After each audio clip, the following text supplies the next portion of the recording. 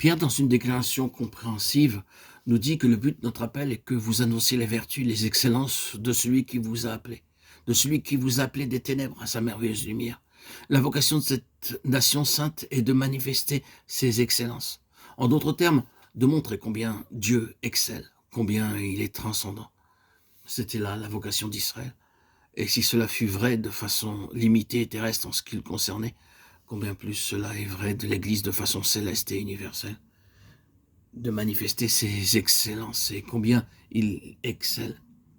C'est là ce qu'il recherche à faire constamment. Comme nous l'avons souvent dit, il permet à l'ennemi de faire beaucoup et ensuite il transforme ce que fait cet ennemi en gloire.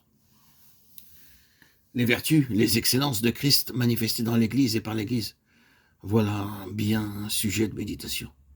Considérez le livre des Actes à ce propos et vous constaterez l'accomplissement de ce que Paul a dit bien des années plus tard. Or, frères, je veux que vous sachiez que les circonstances par lesquelles je passe sont plutôt arrivées pour l'avancement de l'Évangile. Philippiens 12. Pensez simplement aux choses qui lui sont arrivées, toutes contribuèrent à l'avancement de l'Évangile. Voilà une voie par laquelle ces excellences sont exposées. Si les anges observent ces choses, très certainement, ils couvrent leur face et leurs pieds dans l'adoration, alors qu'ils considèrent la grâce de Dieu se déployant envers les serviteurs et les enfants de Dieu qui se trouvent dans les souffrances. Les excellences de sa grâce. Venons-en au mot Église lui-même.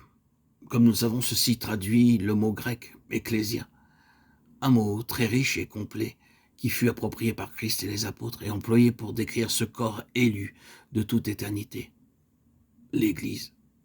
L'équivalent moderne de ce mot correspond à assemblée, un mot qui porte en lui-même tous les éléments de la signification de l'original grec. Dans le monde grec, certaines personnes étaient choisies, élues pour une fonction officielle, soit dans le conseil municipal ou dans le gouvernement provincial ou national, selon que cette fonction s'exerçait respectivement dans une cité ou dans une province ou dans un État. Et à une date donnée, quand il y avait des affaires d'État à régler ou quand une session devait être convoquée, des messagers s'en allaient pour réunir les hommes et pour convoquer l'assemblée en vue de traiter les affaires de l'État ou de la cité. Un tel groupe d'hommes était appelé ecclésia, église. Ce n'est pas une affaire d'église ou ecclésiastique, comme nous le pensons, c'était une affaire purement politique, soit d'une municipalité, d'une province ou d'un État. C'était l'assemblée. Cela exprimait l'idée d'une compagnie élue, réunie pour traiter les affaires du royaume. C'est le terme qui fut approprié et appliqué à l'Église.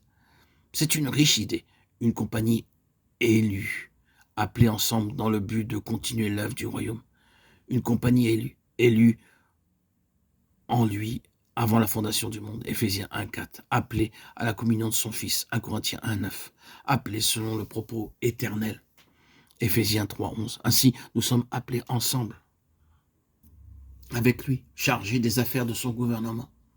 Puissions-nous, en tant qu'assemblée, nous rapprocher de cela le plus fidèlement possible.